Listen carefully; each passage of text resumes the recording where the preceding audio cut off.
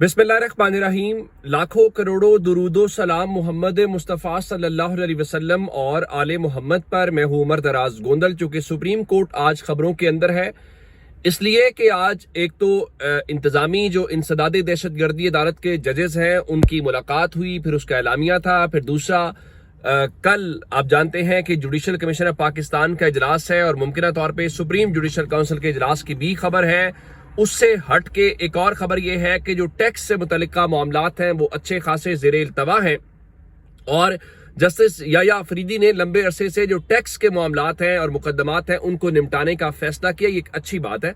और 97 अरब रुपए के 3,496 टैक्स मुकदमात के ऊपर तशवीश का इजहार किया और रजिस्ट्रार सुप्रीम कोर्ट, FBI हुकाम और मुआशी माहिरीन पर मुश्तमिल एक कमेटी तश्कील दे दी है कि इस मामले को कैसे वाइंड अप करना है। ये एक अच्छी खबर है। लेकिन अच्छी खबर से ज्यादा एक और खबर है और वो खबर सुप्रीम कोर्ट के एक तगड़े जज जस्टिस शहजाद मलिक साहब के मुतल्लिक है। आप जानते हैं कि जस्टिस शहजाद मलिक साहब लाहौर के अंदर लाहौर हाई कोर्ट के चीफ जस्टिस थे और उन्होंने हुआ ये कि इलेक्शन कमीशन वाले मामलात के ऊपर जब इलेक्शन ट्राइब्यूनल्स बनने थे तो उसके ऊपर वो जरा खड़े हो गए और उन्होंने हाजिर सर्विस हाई कोर्ट के जजेस पर मुश्तमिल 8 जो बेंचेस हैं या ट्राइब्यूनल्स हैं वो बना दिए। लेकिन उस वक्त हुआ क्या कि अगर ट्राइब्यूनल्स बनते तो फिर तो मुस्लिम लीग नून के बहुत सारे मामलात खुल जाते।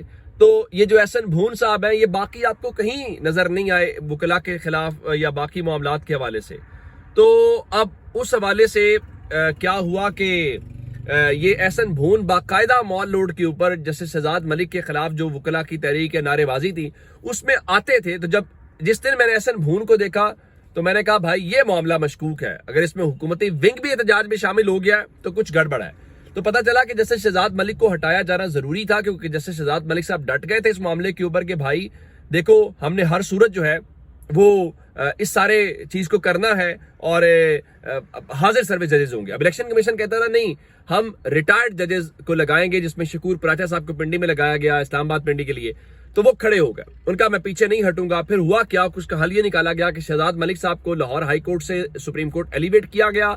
फिर काजी फायज ईसा ने वो अपनी 2 नंबरी की और उस 2 नंबरी की बुनियाद के ऊपर उनका वो देखे ना ये जो नई चीफ जस्टिस आई हैं आलिया नीलम साहिबा ये और चीफ इलेक्शन कमिश्नर मिले और इस तरह से तो ये ट्राइब्यूनल जो हैं ये बनाए। तो मुलाकात हुई, थोड़े अरसे के बाद पता चला जी हमारा अंडरस्टैंडिंग हो गई है, जो 4 जजेस हैं वो हाजिर सर्विस होंगे, 4 रिटायर्ड होंगे और जो 4 रिटायर्ड थे उनमें से 2 के पास मरियम नवाज और नवाज शरीफ के हल्के भी लग गए। तो यूं समझ आ गई कि ये रिटायर्ड जजेस क्यों चाहिए थे, किसके लिए चाहिए थे। तो शहजाद मलिक साहब जो हैं वो एलिवेट हो गए वहां पे सुप्रीम कोर्ट के अंदर। अब शहजाद मलिक साहब जब एलिवेट हुए तब सुप्रीम कोर्ट में मखसूस सीटों के ऊपर फुल कोर्ट बैठी हुई थी, लेकिन चूंकि उनकी अपॉइंटमेंट बाद में हुई थी तो वो उस चीज को सुन नहीं सकते थे। अच्छा, इस सारे मामले के अंदर हुआ ये, जिस तरीके से आज इंसदाद दहशतगर्दी अदालत के जो जजेस हैं उनका मैटर है, तो उस सारे मैटर के ऊपर हमने ये देखा कि वहां पे आज जजेस ने मुलाकात की और वहां पे जो जज साहब हैं, जो चीफ जस्टिस हैं, उन्होंने गुस्से का इजहार किया। गुस्से से मुराद यह है कि उनका ये जो केसेस हैं इन केसेस को निपटाया जाए या इन केसेस को मंतकी अंजाम तक पहुंचाया जाए। लेकिन अब इतलात ये है कि जो जस्टिस शहजाद मलिक साहब हैं उनके हवाले से बताया गया है कि जो उनको एक जिम्मेदारी दी जा रही है। जिम्मेदारी ये है कि हमने ये देखा कि जो ज़ेरे इल्तवा केसेस हैं वो बहुत ज्यादा हैं, तो उन ज़ेरे इल्तवा केसेस को निपटाया जाना बहुत मकसूद है। तो जस्टिस शहजाद मलिक जो हैं उनके मुतालिक ये बताया गया है कि वो इंसदाद दहशतगर्दी जो अदालत है उसके निगरान जज मुकर्रर किए जाने का इम्कान है और अगर उनको ये जिम्मेदारी मिलती है तो इसका मतलब ये होगा कि वो इस मामले को लेके पहले भी, मैं ये तहरीक इंसाफ के लिए अच्छी खबर क्यों करार दे रहा हूं, उन्होंने पहले भी उसूल के ऊपर स्टैंड लिया था। इसलिए नहीं कि उसका फायदा तहरीक इंसाफ को हो रहा था या मुस्लिम लीग नून का मसला था, नहीं, हरगिज भी नहीं। उनका मैटर ये था कि ये उसूल के ऊपर है और इसमें हाजिर जो सर्विस जजेस हैं उनको बैठना चाहिए, तो उस स्टैंड के ऊपर खड़े रहे। अब अगर उन्हें इंसदाद दहशतगर्दी अदालत जजेस का जो ऊपर निगरान जज है या एडमिनिस्ट्रेटिव जज है वो लगाया जाता है तो उससे होगा क्या? उससे होगा ये कि जितने दहशतगर्दी के मैटर्स हैं जिसमें आपने देखा कि तहरीक इंसाफ के जो 9 मई के सारे केसेस हैं वो सारे के सारे लगे हुए हैं किसके पास? वो लगे हुए हैं दहशतगर्दी की अदालतों के अंदर। और कभी दहशतगर्दी के जजेस अवेलेबल नहीं होते, कभी चालान पेश नहीं होता, बहुत कुछ होता है। तो अगर शहजाद मलिक साहब आते हैं तो मेरा ख्याल ये है, अगर आपको याद हो, मैं ये मिसाल क्यों दे रहा हूं, शहजाद मलिक साहब जब chief justice Lahore high court थे तो जो सरगोदा वाले जज थे, जब उन्होंने लिखा کہ میری عدالت کے باہر فائرنگ ہوئی ہے، جب انہوں نے لکھا کہ ان کا وہاں پہ گھرانہ تھا اور وہاں پہ کیا ہوا کہ انہوں نے ان کے سوئی گیس کے میٹر توڑے یا ان کی فیملی کو ہراس کیا بہت کچھ، تو انہوں نے اس کا از خود نوٹس لیا تھا اور جو خفیہ ایجنسی کے متعلقہ سیکٹر کمانڈر سے ان سے بھی انہوں نے باقاعدہ جواب ان رائٹنگ طلب کیا۔ یہ الگ بات ہے کہ وہ وہاں سے جب آ گئے تو معاملہ کیا ہو گیا۔ تو شہزاد ملک صاحب جو ہے ان کا مقرر ہونا ایک اچھی خبر ہوگی۔ اگلی بات جو آپ کو بتانی ہے وہ یہ ہے کہ تحریک انصاف ثوابی میں 9 تاریخ کو جلسہ کرنا چاہتی ہے اور ان کے مطالبات وہی ہیں جو عمران خان نے آلریڈی بات کی ہوئی ہے کہ اس میں عمران خان کی رہائی ہے، اس میں ملک میں قانون کی حکمرانی ہے، اور تحریک انصاف کہتی ہے جو ہمارا چوری شدہ مینڈیٹ ہے وہ ہمیں واپس دیا جائے۔ اب یہ تینوں مطالبات سے پہلے ایک اور بڑی ڈیولپمنٹ ہے، اور ڈیولپمنٹ خیبر پختونخوا سے ہے۔ وہ آج تحریک انصاف کے عمران خان نے جو ایکسٹینشن یا اس معاملے کے اوپر تو اپنی رائے دی ہی دی، لیکن خیبر پختونخوا کو لے کے آج ایپیکس کمیٹی کا اجلاس تھا، اور ایپیکس کمیٹی صوبائی سطح کے اوپر بنی ہے جس میں وزیر اعلیٰ ہوتے ہیں، جس میں دیگر افسران ہوتے ہیں، اور اس میں کور کمانڈر بھی شامل ہوتے ہیں۔ تو آج پشاور کور ظاہر ایک بڑی اہم کور ہے، اس کے کور کمانڈر بھی اس کا پارٹ ہے۔ تو آج اس سلسلے میں خبر یہ آئی ہے کہ علی امین گنڈا پور نے ایپیکس کمیٹی میں جو اظہار خیال کیا ہے ان کا دہشت گردی کے خاتمے کے لیے ہم نے آئین کے آرٹیکل 245 کے تحت فوج کی خدمات حاصل کی ہیں اور قیام امن کے لیے لازوال قربانیوں پر پاک فوج کو خراج تحسین پیش کرتے ہیں۔ ظاہر ہے یہ دہشت گردی کا معاملہ یا سیکیورٹی سے جڑے ہوئے جو معاملات ہیں وہ اس کا کوئی سیاست سے، کسی حکومت سے یا کسی چیز سے کوئی لینا دینا نہیں ہے۔